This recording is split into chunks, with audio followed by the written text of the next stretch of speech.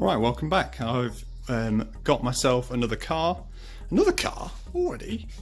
Okay, so a friend of mine who is Liam, who's also on another channel called DIY Tuners with his mate Stephen, or Steve, basically he wanted to get into RC drifting as well, so I said okay, and we were messaging a lot about it, and he was keen, and he got himself a Maverick Strada. And the good thing about that is we decided we could compare between the two. I couldn't find on YouTube a video comparing directly between the two. There's the reviews of the Banzai, reviews of the Strada DC, but there wasn't really reviews directly where you could see them both in the same video. So I thought it'd be quite a useful thing to do for people who are just like us, complete newbies, having a go at RC drifting, and therefore they might want to see which one they think is best. Already I think I can see a couple of things which I prefer about the Strada, but we'll get it out of the box and we'll have a look. I'm going to switch to a head cam so you can see what I see, and then we can have a look. But where's the pictures? Where's the pictures? Where's the pictures? So far, just even looking at the first pictures on the box, Maverick Strada has motor cooling. Maverick Strada has aluminium shaft down the centre of the chassis. You know, FTX, nope, has reinforced plastic. There's no motor cooling on it. They both come with batteries, and they both come with overnight chargers. They both come with controllers and so on. Interestingly, my Banzai didn't come with these wheels. I've already had a look inside the box. It came with all black wheels, which actually I really prefer. They're a bit more sort of, so they're 6 spokes, they're a lot bit cooler than that, and it didn't come with a horrid chrome handle on there, and it is a different controller to that. Actually, I think the controller looks a bit smart on that too, so they've obviously changed things over time, and things like the motor is not a plain silver looking motor, it's stickered up and looks a bit smart on that. So there's a few differences. I mean, they're only subtle things of course, but you know, a few differences. But we'll have a look inside the box. On UK Drift RC group on Facebook, we're part of that group, and they, you know, some people were talking about the two different cars and the fact that the Strada Maverick was originally part of HPI Racing. I believe HPI Racing have gone bust now, but the Strada's still being made. So obviously they were using a lot of technology from HPI, so it's possibly a better car, and on a lot of model shops they're exactly the same price. I actually managed to get mine for 25 quid cheaper. I'll put links into the description about where we got our two cars from, but I only got it, mine would have been 107, but I paid 97 because I chose not to have it with a battery and overnight charger, because I've already got batteries and I've got a fast charger, and I believe this one was 125 with the battery and the overnight charger. So you're talking sort of 20 quid more, 18 quid more, depending on, you know, what you want out of the two cars. I imagine they're very, very similar, but I think it would be really interesting to see the two together. Alright, so now they're out of the boxes, we can have a look at them together. Now, one of the things straight away that I think is a bit strange with the Strada is the shell was set on the highest setting on these struts. So I've straight away gone, well, the arch cap looks outrageous, it doesn't look like a slam drift car, and moved it lower. But you can see, once I've moved it lower, that they haven't really trimmed the shell properly. So the shell is rubbing on the wheels, which isn't ideal. So no wonder they've set it as higher.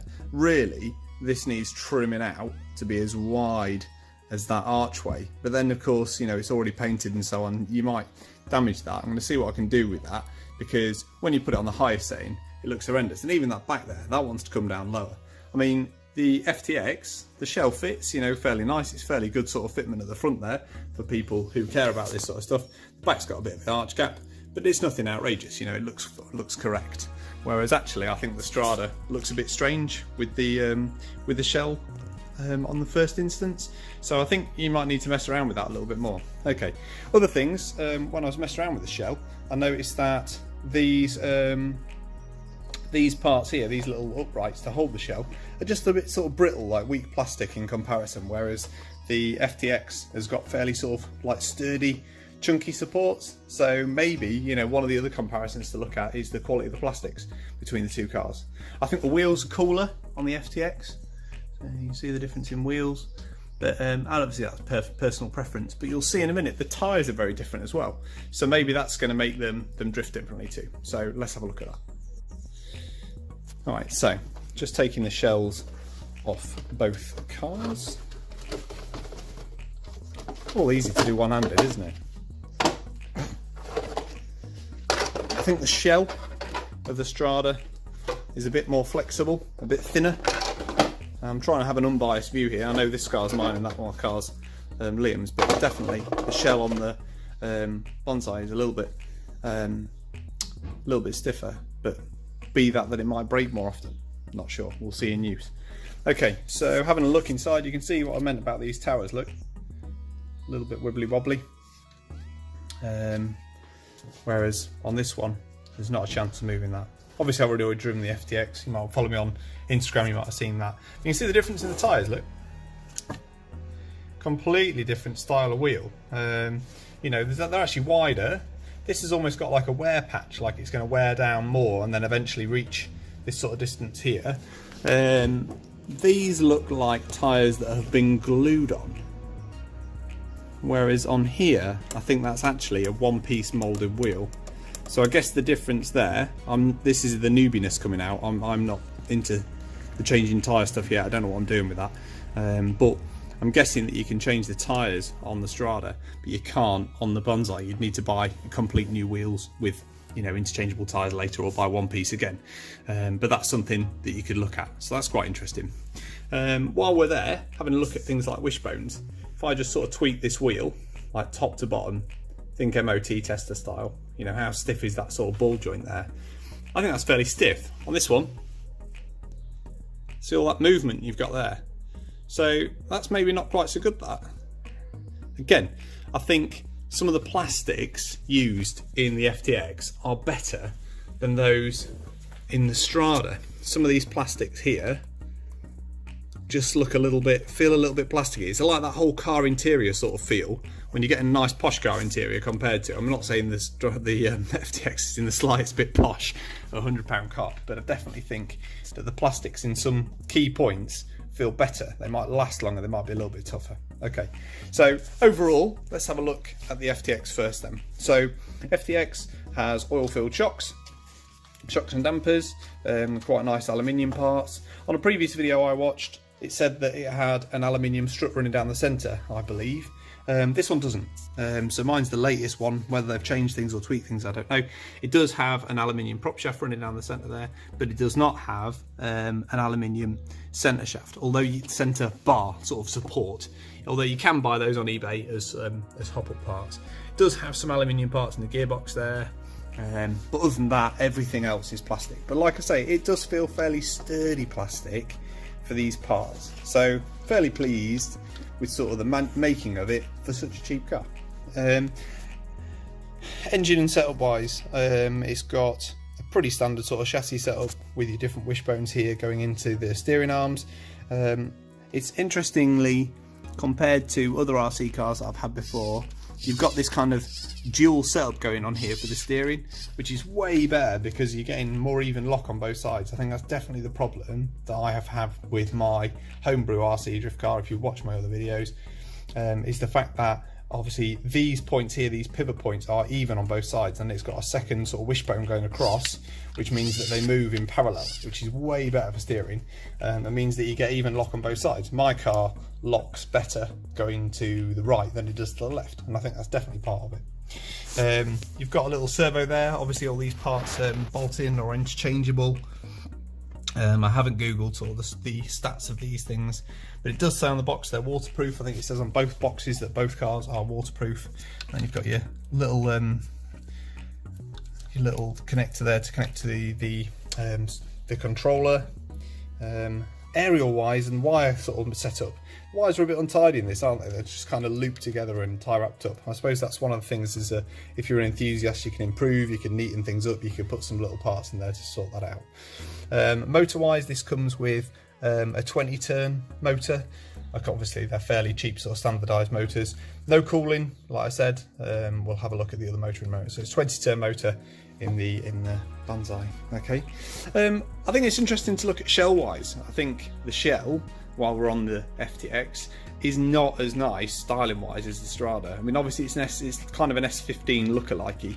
I'm sure if they were in a computer game, they'd call it like a Cynthia S16 or something like that. It's close, isn't it? You know, you can see the style and the lights and stuff. But I tell you what, I cannot get on with the flames. Just personal preference again. I'm an older guy. I'm sure, you know, my son absolutely loves the flames. But all of the stickers and stuff, you could take them off. You could heat it up and take them off. It comes in the box with a sticker sheet that's already been done. So someone has gone to the effort of sticking those in there. I don't know why you would go to that amount of effort when actually for someone buying it, they want to stick those stickers where they want them. So I think, you know, they're reducing the fun of the people buying these things by doing that. But hey ho. But you could heat it up with a hairdryer and slowly peel them off, and then use something like some nail varnish remover to get rid of the gunk and tidy it up. But the styling on that one is not for me, and unfortunately the flames are not stickers. They're part of the sort of vinyl wrap or whatever they've put on the shell. It's not painted on the inside, I don't feel. I think it's more like a hydro dip that they've done in these sort of mass production shells. But I'm going to get a different shell for mine because I don't like that. Over to the Strada then. Let's have a look at the shell first. I think styling wise, that looks more on point. That looks more like a drift car, a modern styled drift car with the graphics and so on. I think they look cooler. Yeah, I think it's still a £100 car. You can tell it's not, you know, your homemade, perfectly, beautifully sprayed paint job, but it is a nicer styled. Some of the stickers, again, like the FTX, they're not perfect. They've not been stuck on perfectly. I wish I would have done it myself. And they've got like little wrinkles and stuff in them. But again, some of them can come off. You've got things like the towing eye there and the Maverick bits there.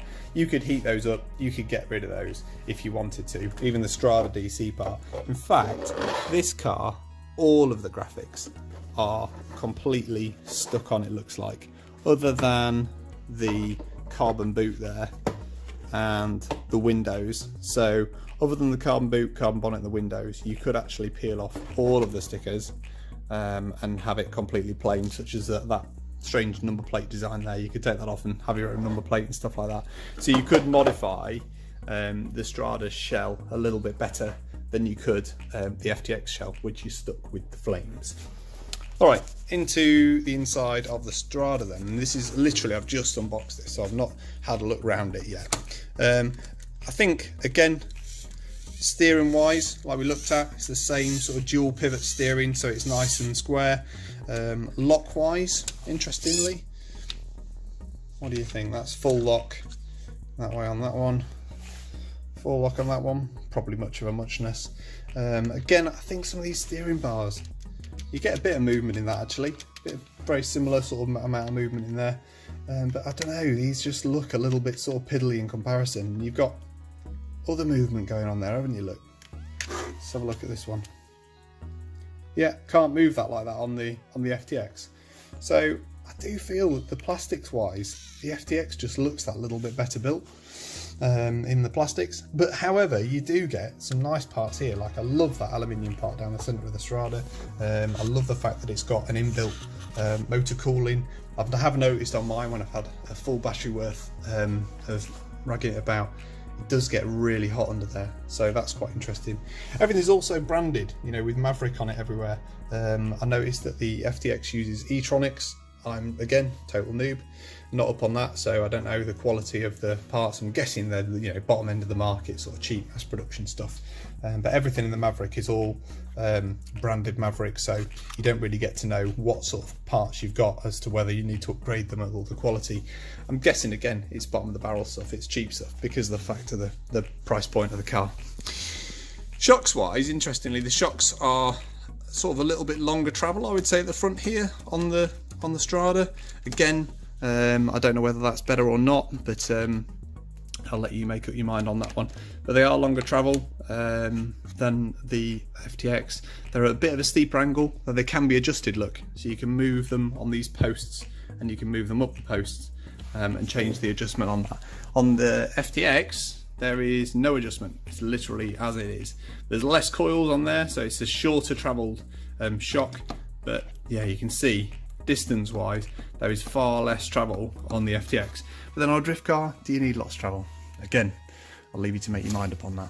Round to the back suspension on the FTX, you have got some adjustment in travel there. in the angle that they're at. They're also really wide mounted, so they're right out at the ends. So they are vertically mounted straight above that pivot point. Again, no suspension guru, couldn't tell you if that's better or not, but if you have a look at the Strada, loads more coils on here, reducing the amount of travel, and it's a progressive spring, which is quite nice, so it should get harder as it compresses. Got quite a lot of travel there, but they are angled in much more like a buggy style, and I imagine they make this car in a buggy style as well, and that's probably why. You have got some other adjustments. I do think there is more adjustment in the Strada chassis, so you've got the little holes here to adjust the angles of these arms. There's less adjustment in the suspension at the top here, but there's more adjustment in things like the arms, and there's more adjustment in the front suspension there. Other than that, I think it's much for muchness. I think to sum up, I think from what I've seen online so far, there's more hop-up parts to buy. For the chassis, I know you can buy aluminium arms for the bottom here. If you want to upgrade those, you can buy an aluminium part there. I couldn't find that for the Strada. I could be wrong though. If you find anything, please link it in the description for other people, in the comments. The battery things, very similar, just bolt in, which is nice and simple. You could change it to Velcro if you wanted it even faster. It has a weird sort of spacer at the end of that one, to stop the battery moving around, whereas that one wasn't needed in the FTX, so a little bit sort of more finesse in the build. Everything else looks very similar. I think the rest of it will be the proof in the driving, but unfortunately before I drive the Strada, I'm probably going to have to trim that shell. So I guess summary wise, like I say, very, very similar cars. I do prefer the plastics on this one. I do prefer the heatsink on this one. There's kind of pros and cons to the two. I do prefer the look of the shell of the Strada. I do prefer the stiffness, sort of toughness feel of the shell on the Banzai, and the fact that I don't have to trim it to make it look good before I can drive it straight away.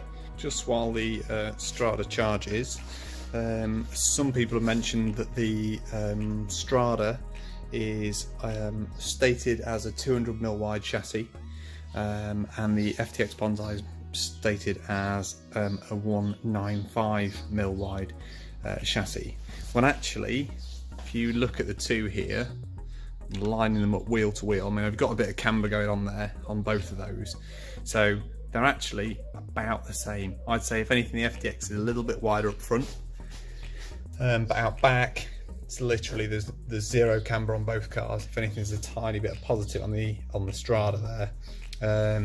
They're identical. Width wise of the actual chassis part, the width wise of this section here where your shell's got to fit over, they're way thinner than you'll need with regards to the shell hitting it. So if it's that part that they're measuring, then yeah, I'll just get a dial caliper for you and we'll see, but I would say that's way under what the stats are on the part there, so I don't think that really matters too much to anyone.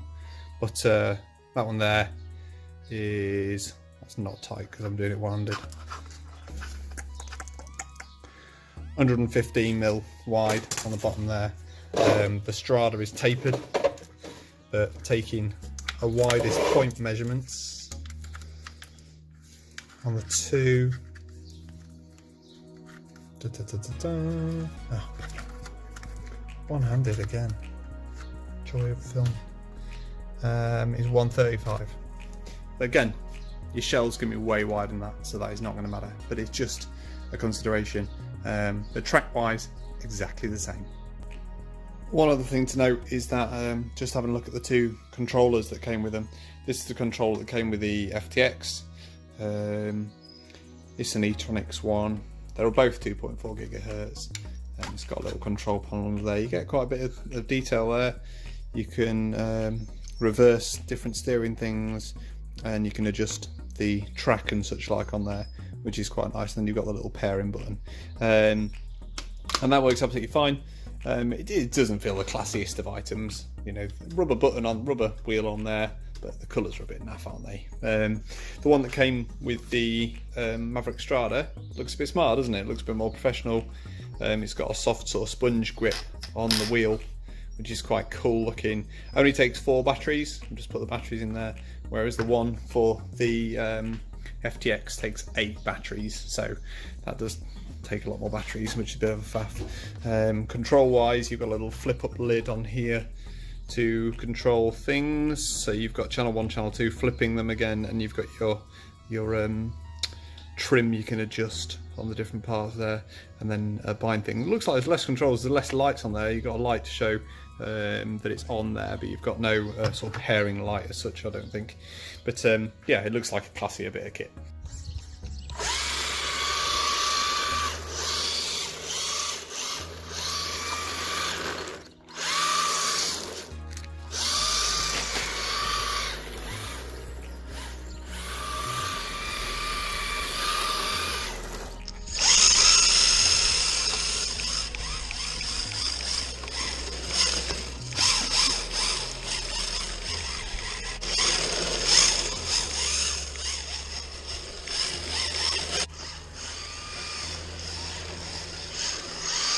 Mine won't look good. It won't look good.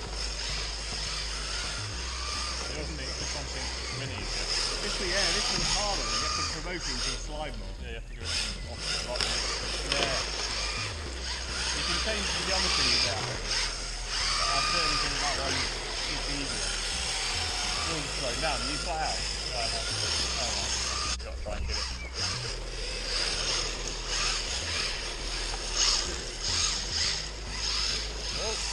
Cut that off. Yeah, that's hard. I mean, you look, isn't it? Ah. What are you doing? All over the one side.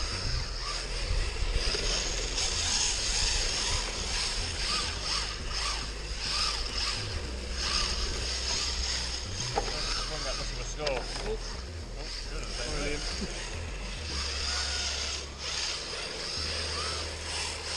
I think I'm just going to score with smoke though.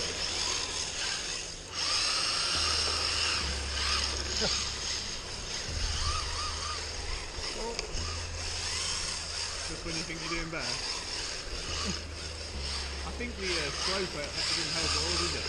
No. Because when you're coming down the slope, it handles differently. You don't expect it. Oh. It seems to, by drive, you not see it, not be very. Oh, look at that! That was beautiful, but I couldn't get into that one. They won't.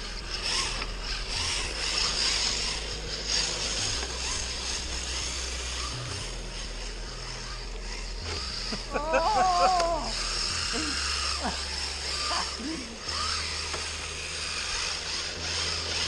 I can get the long corner on this better. Oh, I feel like bloody tight there.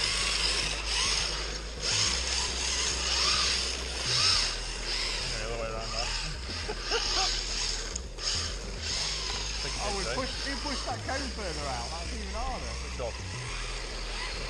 This end one here, you've got to come into that one, and then you've got to go right out to that one now. It's even harder.